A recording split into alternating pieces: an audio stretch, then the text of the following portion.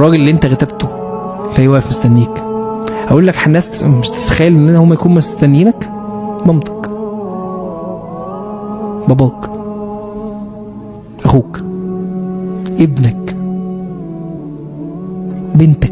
بنتك. يعني تخيل واحد بنته دي عمره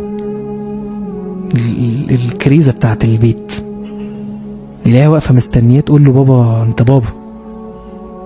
بس دي جنه ونار. انا عايزه 1 2 3.